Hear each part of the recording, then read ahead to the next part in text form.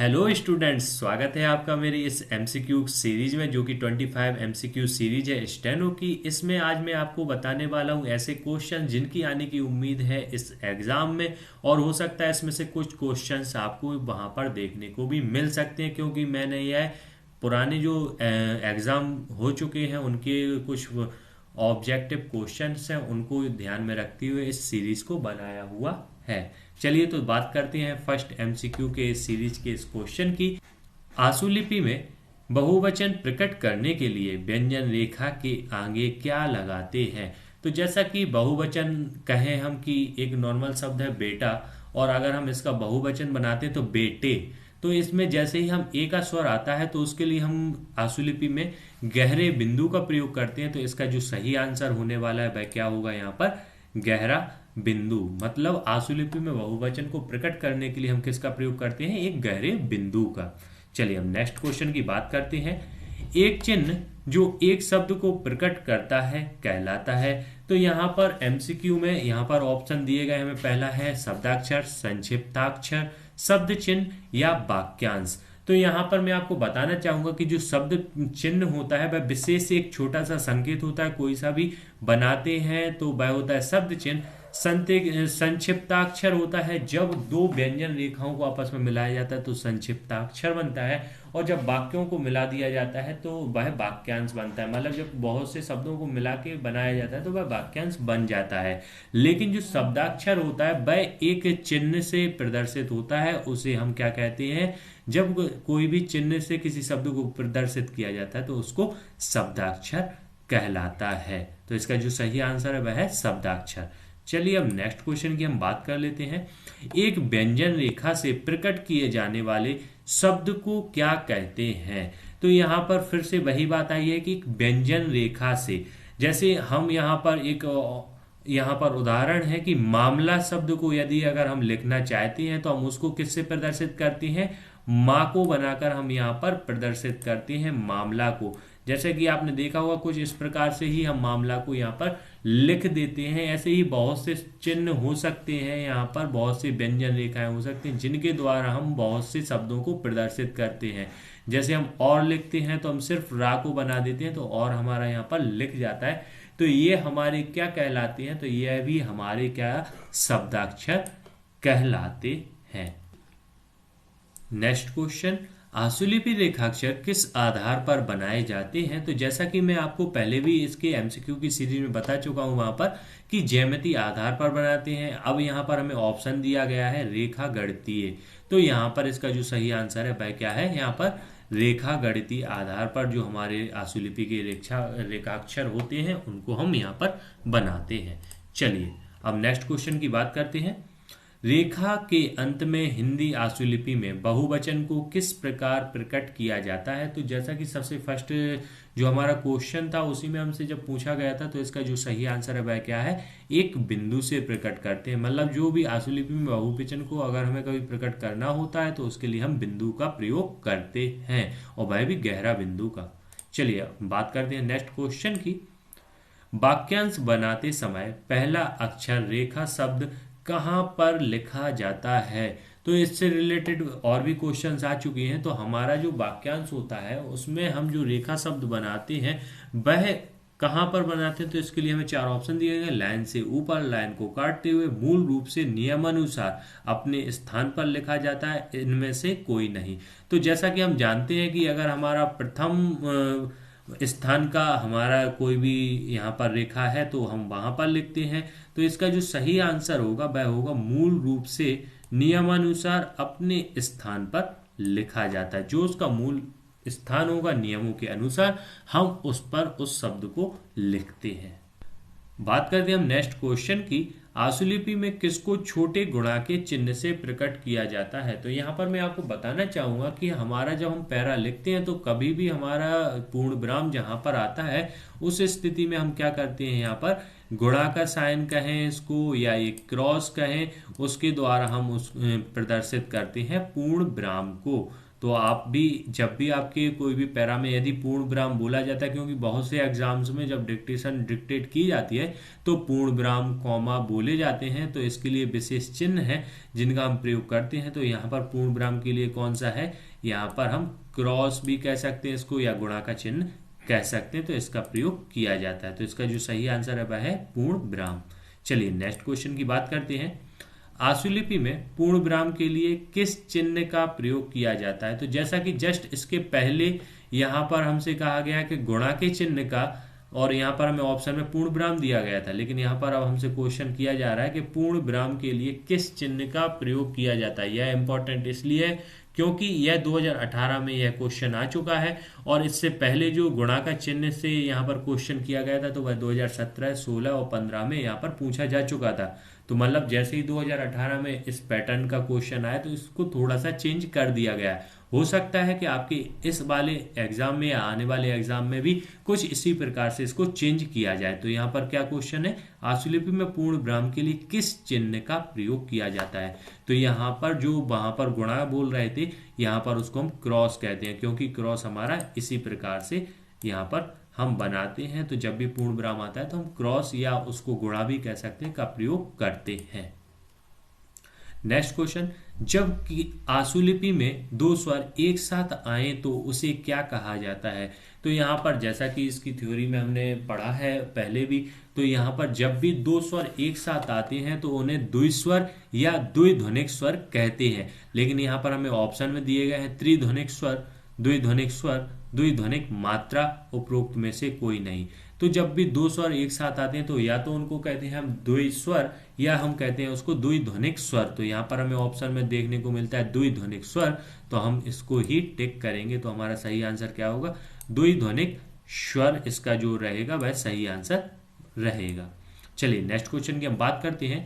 यदि किसी शब्द में तीन स्वर एक साथ आए तो द्विध्वनिक स्वर में ही विपरीत दिशा में एक टिक लगाकर तीसरे स्वर को दर्शाया जाता है। यहाँ पर इसका जो सही आंसर रहेगा वह क्या रहेगा, मतलब जब दो स्वर या तीन स्वर आते हैं तो द्विध्वनिक स्वर जो हम बनाते हैं उसमें हम दो मात्राओं का प्रयोग करते हैं, तो उसके विपरीत दिशा में एक टिक को और हम जैसे ही लगा देते हैं तो वहां से हमारा तीसरा स्वर को भी हम वहां पर दर्शा सकते हैं। तो जो इसका सही आंसर है वह है तीसरे स्वर।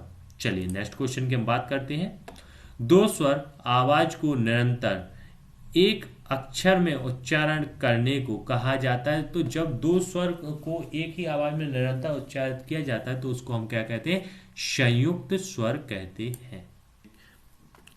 बात करते हैं हम नेक्स्ट क्वेश्चन की। शब्द चिन्ह की और के में क्या अंतर है? तो इसके लिए हमें ऑप्शन है की पंक्ति पर, के पंक्ति के ऊपर बनाया जाता है। सेकंड है की पंक्ति के ऊपर तथा के पंक्ति पर बनाया जाता है। यह बिल्कुल हमारा सेकंड सही आंसर होगा। मैं आपको इसको एक्सप्लेन कर देता हूं, लेकिन पहले मैं इसको टिक कर दे रहा हूं यहाँ पर, क्योंकि यहाँ पर आप देखिए कि जैसे ही हम जब डिक्टेशन लिखते हैं तो उस समय पे माना कि हमारी एक लाइन है। अब यदि अगर हम चाहते हैं यहाँ पर कि किस प्रकार से हमें इसको लिखना है, तो जैसे ही हम की को लिखते हैं तो हम कहाँ ऊपर की तरफ में लिखते हैं, और के को हम लाइन पर बिल्कुल चिपका कर ही यहाँ पर उसको हम बनाते हैं। तो आपको अंतर बिल्कुल स्पष्ट होगा कि की पंक्ति के ऊपर तथा के पंक्ति पर बनाया जाता है, यह अंतर होता है की और के में। चलिए नेक्स्ट क्वेश्चन की बात करते हैं। टावर्ग, तावर्ग और मावर्ग के बाद तावर्ग लिखा जाता है। तो यहाँ पर मैं आपको बताना चाहूंगा कि जो हमारा टावर्ग होता है, तावर्ग होता है, मावर्ग होता है, उसके बाद में यदि तावर्ग लिखा जाता है तो उसका जो यहाँ पर हम बता सकते हैं कि दायां और बायां दोनों दिशाओं में हम लिख सकते हैं। क्योंकि जैसे यहाँ पर मैं आपको एक्सप्लेन करके यहाँ पर दिखा रहा हूँ कि जैसे टा ये हमने बना दिया है, अब हम ता को चाहे यहाँ पर ऐसे दाएं तरफ में लिखें या हम इसको ता को बाएं तरफ से लिखें, हम कैसे भी इसको लिख सकते हैं। बिल्कुल इसी प्रकार से तत् अगर हम लिख रहे हैं तो चाहे हम उसको इस प्रकार से लिखें और चाहे हम इसको ऐसे कैसे भी हम इसको लिख सकते हैं, और ऐसे ही बिल्कुल माँ में भी होता है। तो यहाँ पर दायां और बायां यहाँ पर हमारे दोनों रहेंगे। तो जो हमारा थर्ड ऑप्शन है ए व बी दोनों, तो इसका जो सही आंसर होगा भाई ए व बी दोनों तरफ से हम इसको लिख सकते हैं। चलिए अब नेक्स्ट क्वेश्चन की हम बात करते हैं। जब कभी तावर्ग किसी शब्द में अकेला व्यंजन हो और मात्रा उससे पहले आए तो तावर्ग लिखा जाता है। तो यहाँ पर हमें जो ऑप्शन दिया गया है वह है बायां दायां, ए बी दोनों, उपरोक्त में से कोई नहीं। तो जो इसका सही आंसर है वह क्या है, यहाँ पर बायां। मतलब जब कभी तावर्ग किसी शब्द में अकेला व्यंजन हो और मात्रा उससे पहले आए तो उसको हम बाईं ओर लिखते हैं। चलिए नेक्स्ट क्वेश्चन की हम बात करते हैं।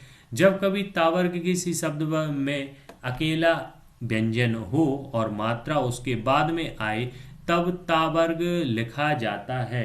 तो ऐसी कंडीशन में तावर्ग को जब मात्रा उसके बाद में आती है तो हम उसको दाईं ओर लिखते हैं। चलिए नेक्स्ट क्वेश्चन की हम बात करते हैं। आरंभिक ला व्यंजन के पूर्व स्वर हो और बाद में अग्रगामी व्यंजन आए तो ला रेखाक्षर लिखा जाता है। तो यहाँ पर हमसे कंडीशन कही जा रही कि पूर्व में ला के स्वर हो और फिर अग्रगामी व्यंजन हो।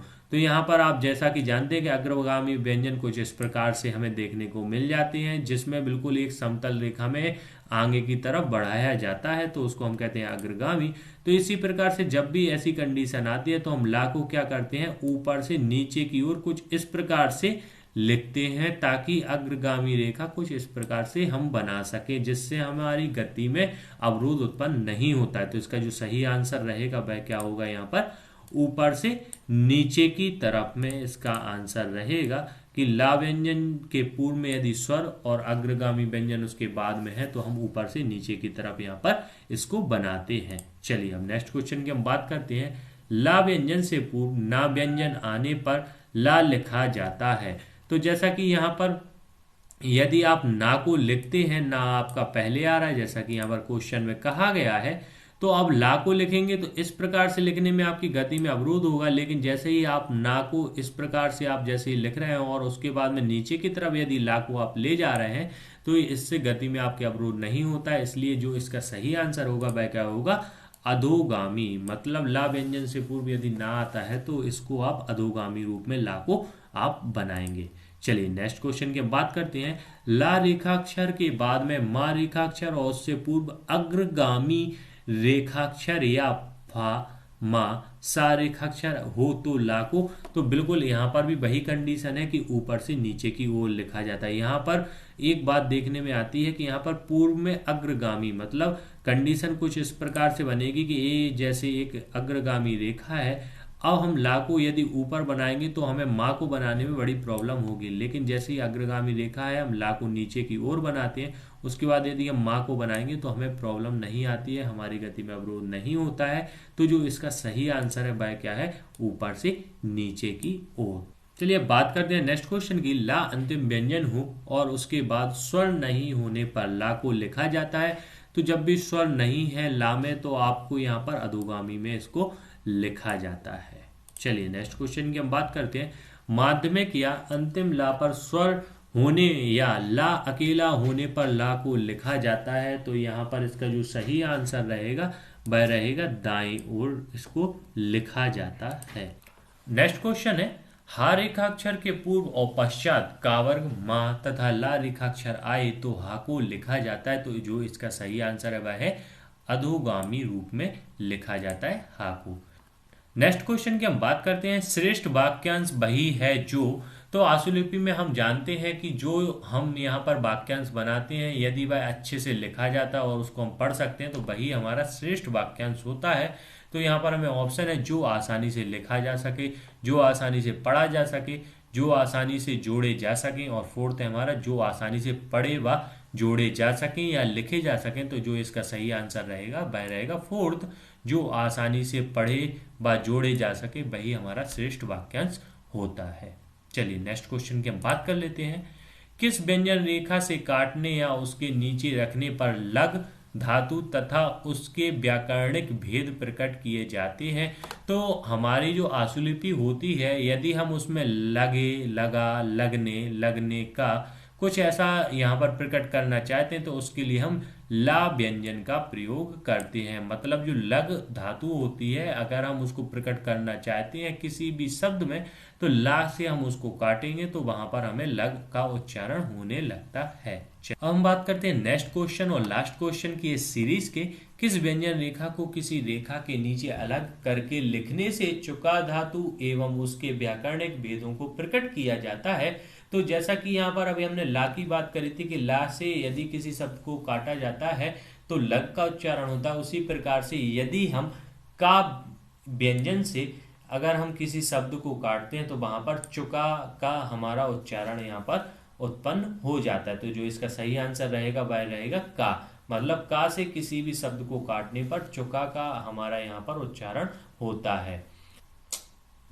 और मैं आपसे कहना चाहता हूं कि यदि आपको मेरी यह सीरीज पसंद आ रही है, मेरा यह प्रयास पसंद आ रहा है, तो मेरी वीडियो को लाइक कीजिए, अधिक से अधिक शेयर कीजिए, चैनल को सब्सक्राइब कीजिए और आप कमेंट बॉक्स में कोई ना कोई कमेंट अवश्य कीजिए कि आपको मेरी वीडियोस कैसी लग रही हैं। अगर आपको पसंद आ रही है तो उसके बारे में लिखिए, पसंद नहीं आ रही है तो आप उसके बारे में लिखिए कि क्या मेरी वीडियोस में कमी आपको यहाँ पर नजर आ रही है, ताकि मैं उसको सुधार कर सकूं। धन्यवाद।